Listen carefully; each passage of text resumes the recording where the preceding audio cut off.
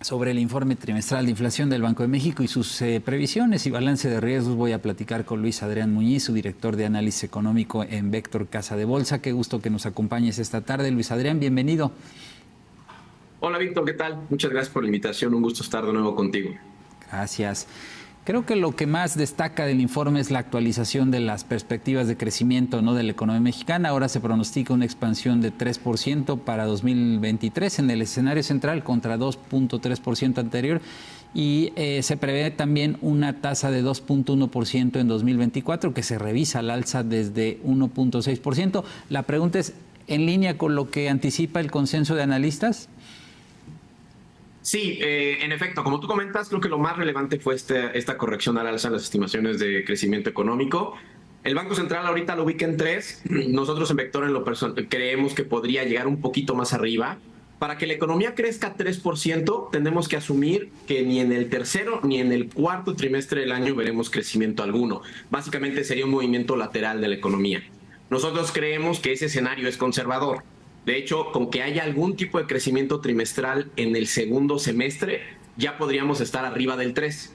Puntualmente nosotros creemos 3.4, el mercado está en 2.9 y creo que gradualmente podría ir convergiendo a nuestra cifra, ¿no? 3.4%. Como siempre, Banco de México advierte riesgos, ¿no?, para el crecimiento, pero esta vez el balance de riesgos para la actividad económica en el país se encuentra equilibrado, ¿no? Si bien se prevé una desaceleración y se mantiene la expectativa también de que la demanda interna siga apoyando el crecimiento, ¿no? Sí, el balance equilibrado en términos de crecimiento económico ya tiene un par de reuniones de política monetaria que el Banco Central lo ha presentado de esa manera. Yo creo que hay elementos que nos orillan a pensar que la economía se va a mantener relativamente bien por algunos trimestres más. Destaco, por ejemplo, el tema de la inversión fija bruta, que ha estado teniendo un crecimiento muy importante. También destaco el tema del consumo privado y la construcción, que también ha mostrado un crecimiento muy superior al que todo el mundo estaba anticipando. Esto se explica en su mayoría por construcción pública, asociada a inversión y a construcción del sector público, las obras del gobierno federal. Eso puede persistir los siguientes trimestres. Incluso en 2024 también podremos ver algún tipo de impulso en estos subsectores. Y también la otra cosa que es bien destacable es, con estas nuevas proyecciones de crecimiento económico del Banco Central, lo que el mercado espera y lo que nosotros creemos que va a comenzar a observarse, es decir, un crecimiento más del 3, la probabilidad de recesión en nuestra economía ya es muy, muy baja. En realidad, nosotros ya no pensamos que vaya a haber una recesión y probablemente el mercado poco a poco irá incorporando también este escenario de no recesión ni en 2023 ni en 2024. Entonces, sí estamos frente a un fenómeno en términos de crecimiento económico que nadie había anticipado, pero que está resultando ser bastante positivo, guiado por estos 3 subsectores que te acabo de comentar. Ya. Los pronósticos para la inflación presentan ajustes menores, de hecho son similares, ¿no?, a los presentados en el pasado anuncio de política monetaria, el de hace 3 semanas, pero se sigue previendo que la inflación se ubique en niveles cercanos al objetivo de 3% hacia el cuarto trimestre de 2024 y se reitera que el balance de riesgos para la inflación se mantiene sesgado al alza. Así es, las proyecciones que se presentaron hoy en la tarde por parte del Banco Central son las mismas de su última decisión de política monetaria. Y de estas proyecciones creo que valdría destacar 2 o 3 elementos. El primero de ellos es que la convergencia, como dices, se mantiene, pero se mantiene más bien hacia 2024. Entonces todavía estamos frente a un proceso de desinflación que va a ser largo. El otro elemento que me parece que es muy relevante es que todas las trayectorias, o bueno, a lo largo de toda la trayectoria, se observa cómo la inflación subyacente va a continuar por arriba de la general. Y creo que eso es lo que está en la base del balance de riesgo sesgado al alza que el Banco Central mantiene para la inflación. En tanto veamos esta característica de los precios, de que la inflación subyacente esté arriba de la general, el balance de riesgos por sí solo va a estar sesgado al alza. Eso puede cambiar, pero cambiará igualmente hasta el 2024 o tal vez un poquito más allá. Y el otro tema que también creo que vale la pena destacar y que hay que tener mucha atención es el comportamiento de la inflación no subyacente.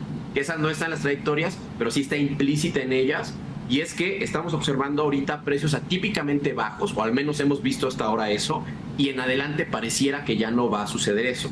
Parece que va a haber una aceleración importante. Piensa en lo que está pasando con el precio del limón, lo que está pasando con el precio del jitomate, el tomate, todo el riesgo que puede haber de choques de oferta sobre los precios agropecuarios pueden traer consigo una aceleración de la inflación general hacia la última parte del año, y también creo que es uno de los elementos que mantienen sesgado al alza balance de riesgos para los precios.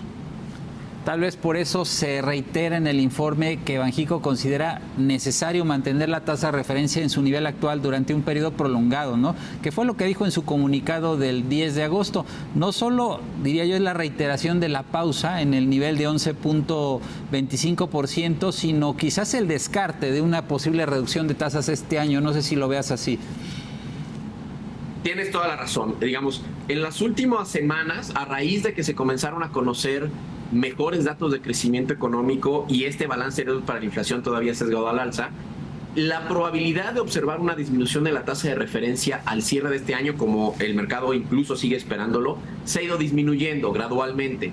Creo que todavía hay cierta probabilidad de que suceda, pero sí ha disminuido de manera importante. Lo que parece que es algo que es más cierto es que en 2024 sí vamos a ver esas bajas. Podríamos posponerlo de finales de este año a primer trimestre del año entrante, y a lo largo de todo el año siguiente vamos a ver disminuciones sistemáticas en la tasa de interés. Nosotros en particular en Vector estamos esperando al cierre de 2024 que la tasa de referencia se ubique en alrededor del 9%, lo que es una diferencia de 225 puntos base respecto a los niveles de ahorita, pero sí es bien importante comentar que incluso niveles del 9 o incluso niveles del 8% al cierre del 24 continúan siendo consistentes con una política monetaria restrictiva, que es lo que el Banco Central nos ha dicho también en varias ocasiones. Finalmente, Luis Adrián, ¿de qué dependerá esta posibilidad de ver una disminución en la tasa de referencia? Es decir, de iniciar un ciclo de recortes, como dices tú, probablemente finales de 2023, principios de 2024. Mira, la política monetaria de nuestro país en las últimas reuniones se ha manifestado muy dependiente de los datos. Entonces, en la medida en la que veamos que la inflación general continúa con la tendencia de baja, particularmente en 2024, que la inflación subyacente continúe también desacelerándose, y en el momento en el que el Banco Central considere que el balance de riesgos para la inflación está un tanto más equilibrado, creo que ese es el momento en el que podríamos comenzar a contemplar la posibilidad de menores tasas de interés. Serían, insisto, ajustes graduales de 25 puntos base, sistemáticos, pero manteniendo la postura monetaria del Banco Central en terreno restrictivo, ¿no? Entendamos terreno restrictivo como cualquier nivel de la tasa de referencia arriba del 7.5 u 8%. En tanto se mantenga arriba de esos niveles, seguirá restrictiva, pero, digamos, gradualmente siendo menos restrictiva, reconociendo la ganancia inflacionaria que hemos visto hasta ahora, ¿no? De acuerdo. Luis Adrián Muñiz, su director de análisis económico en Vector Casa de Bolsa. Muchas gracias por compartir tu análisis sobre estas previsiones, también los riesgos para la actividad económica y la inflación en México. Saludos y nos reencontramos pronto. Muchas gracias, Víctor. Hasta luego. Gracias. Vamos a la pausa. Al regresar, Citibanamex sigue anticipando una desaceleración de la actividad económica de México para la segunda mitad del año. Volvemos.